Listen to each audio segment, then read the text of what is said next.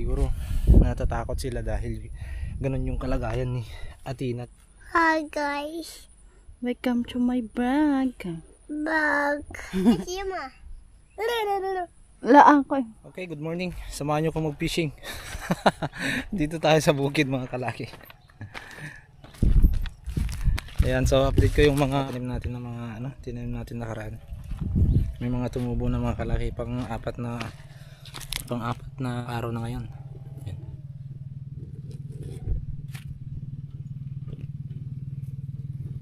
Ayan, so magtatanim tayo ulit ngayon. Okay, tapusin lang natin ito na kuligligin mga kalaki. Yan.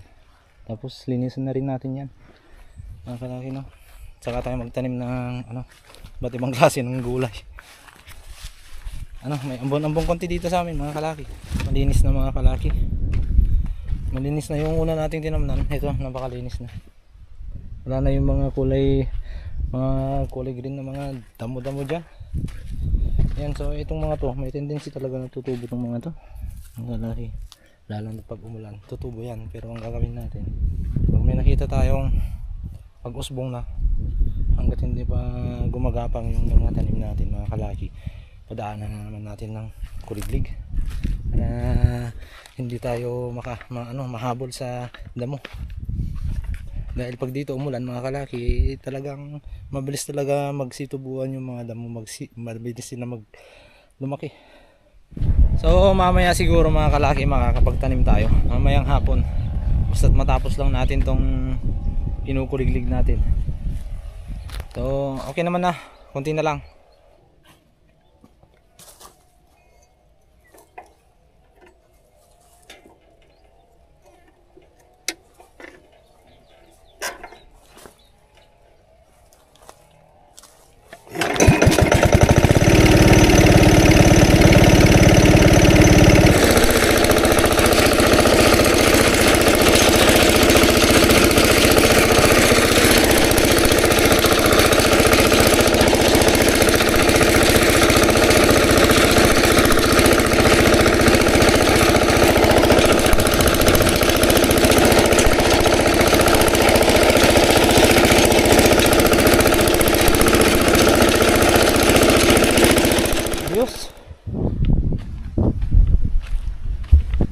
Okay na siya. Okay na mga kalaki. Tatanim na tayo mamaya. Ito talaga yung hindi natin pwedeng hayaan na lang dahil masyadong makapal. Ayan, makapal masyado yung damo niya mga kalaki.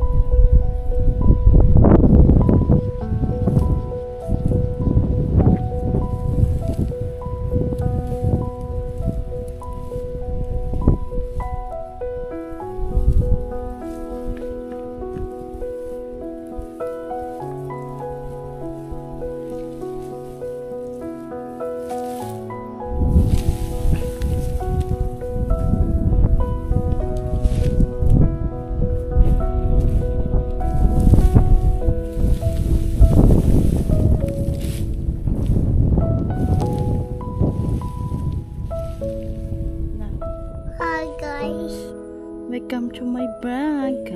Bag. Lucky June.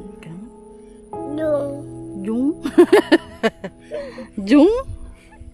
Jung? Jung? Kunap? Asano? Asano? Laang. Kasima. Laang ko. Asa na? Junjun? Nida tani? Alright, tanim na tayo. Yan, may kasama tayong ano dun, si Sinyang. At siyempre si mama, si nanay, tsaka si Siling at si Alos. Diyan. Hello, hello. Hi guys. Hi guys. Yeah? Hi guys. Hi guys. Hi guys. Hi guys. Welcome to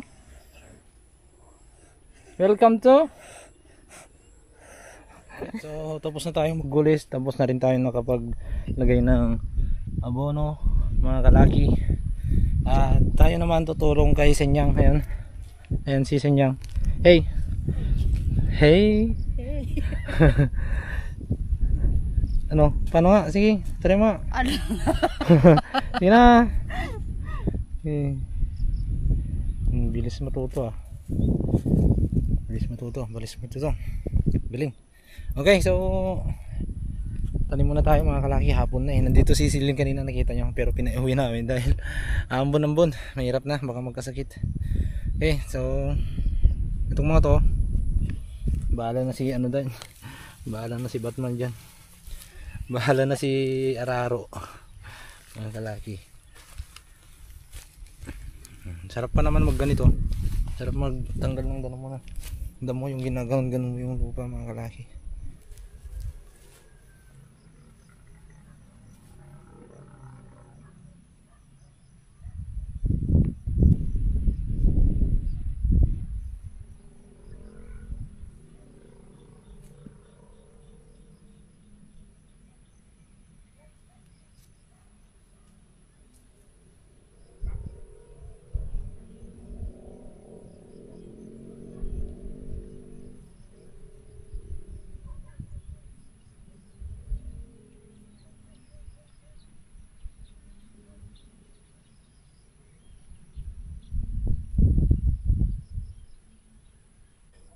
Okay, malapit na mga kalaki. Kunti na lang, isa, dalawa, tatlong gulis na lang. Tignan natin yung mga tinanim natin na una na pipino tsaka patola. Itong pipino mga kalaki, laki ng space. Ito lang sinadya ko talaga yan mga kalaki. Para kasi ayan, okra yan eh. Ito, gagapang to. Mamaya gapangin niya. Uy. Yan. Tapos yung ano naman natin mga kalaki, patola. Tigi-tigi isang butil lang ilinagay ko dito mga kalaki, para hybrid kasi ito ay Chesterfield. Ay hindi, hybrid. Tawag nun, certified kasi Chesterfield. Certified kasi ito mga kalaki, kaya pag certified kasi mayabong talaga. Malaki, pag maganda yung tubo, maganda yung pag-alaga mo, mayabong, madaming dahon, ganun. So ayan, tigisa lang din. Apat na gulis tong patola mga kalaki. Ang ganda ng tubo, nawa ng Diyos, maganda rin yung tubo mga kalaki. Tsaka itong pipino din, hindi rin pinabayaan ng Panginoon, maganda din yung tubo mga kalaki. Yun, so nag-uusap kami mga kalaki dahil nitong bukas kasi dapat schedule ng check up ni Athena sa heart center, pero hindi kami makakapunta dahil wala tayong gagamitin. So tsaka na lang namin mga kalaki, pina-reschedule na lang, papareschedule na lang namin sa October 14 kasabay ng schedule ng dental check up niya, kasi kailangan na talagang bunutan ng ngipin at kailangan na din daw talagang operaan si Athena dahil nung tinudi-echo nila yung resulta, tinudi-echo ng doktor yung resulta, at saka sabi ng doktor mga kalaki, kailangan na talaga siyang operaan.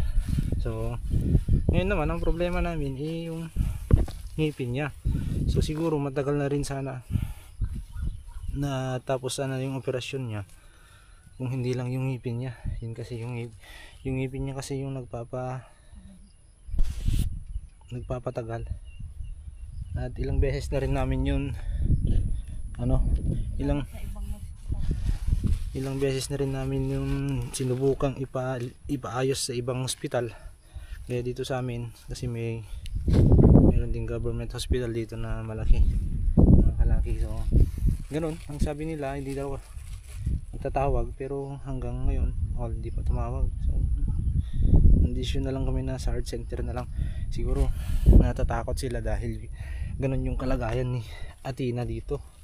Takot silang bunutan siya. Kasi gagawin talaga, mga kalaki, general anesthesia daw yung ituturok sa kanya. Kasi tinurukan sila, pag tinurukan ng yung sedate, parang lang, parang bangag lang siya, hindi siya tulog. Yung general anesthesia talaga, mga kalaki, talagang tulog siya doon. Yun, update lang sa mga kalaki, update lang kung ano ng status ng operasyon natin na ngayon. Tagal na namin hinihintay, pero ganoon daw talaga pag charity, mahirap. Tsaka ang daming mga asikasuhin pa una bago ang operasyon, gaya ng ngipin, no? So Nakasabayan ni Silving noon. Naka-line up na din daw siya. Sa operasyon? Oo. Yung January pa sana. Kaso hanggang ngayon wala pa rin daw tayo. Ay. Yung taga Visayas. Yung case ni Silving kasi siguro. Yung case ni Silving kasi, mga kalaki, urgent. Parang urgent yung operation niya. Dapat as soon as possible talaga magawa yung operasyon, mga kalaki. Kaya pinupursige namin na sana matapos na yung ngipin niya para magawa na rin yung operasyon niya. Nilagay na rin may langgams. Langgams, walang gilagid yan.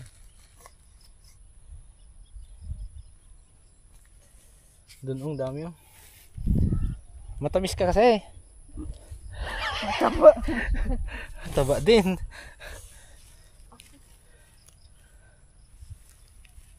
Yun, so balik tayo sa operasyon natin, mga kalaki. Yun na nga, ipapa-schedule namin talaga. Dapat sana talagang pupunta kami bukas pero talagang kahit anong gawin namin hindi kaya. Kaya halos kagagalin lang namin last month na ngayon August 14 ngayon, mga kalaki. Nung pumunta kami July 29, nung pumunta kami 28 dalawang lang, dalawang linggo pa lang yung nakakaraan, mga kalaki.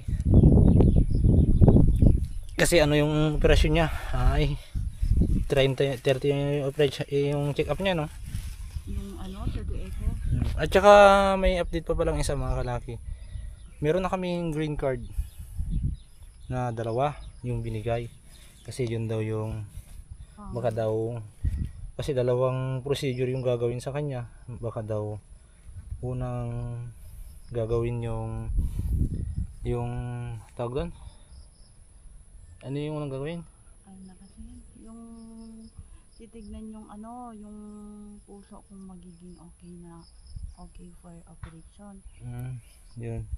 Kasi pag ginawa yun, mga kalaki, dapat may green card ka. So yun yung ipapasa mo sa may admitting section na para papasukin ka, para maging dun yung lahat ng bill na wala kang babayaran, yung green card, mga kalaki. Bali dalawa yun. Tapos pag nagawa yung isa, susunod naman yung Glen Shunt. Yun na yung Glen Shunt, mga kalaki. So yun lang yung bagong update tungkol kay Silving ngayon, mga kalaki. Dahil alam namin meron din mga nagdadasal. Hindi, meron din nagdadasal na meron din tumutulong sa amin na sa pagdarasal, mga kalaki, na naghihintay kung ano lang kalagayan ni Athena ngayon. So yun na, mga kalaki, 1, 2, 3, 4, 5, 6. Abay! Meron tayong ano? 7 na linya. Ha? Ha? Ayan. Oo nga, kinulang tayo sa butil eh. Sayang yung abono, mga kalaki. Wala naman tayong ilalagay na dyan. So mayroon pa tayong konting space na lupa, mga kalaki. Ayan. Pwede pa tayo magpatayo ng ano, bahay dito. Ayan. Siyempre may tatanim pa rin tayo diyan. Hindi natin pwedeng hindi tamnan yan dahil sayang yung ginawa natin. At saka sayang yung pagkatambay ng lupa. Ayan.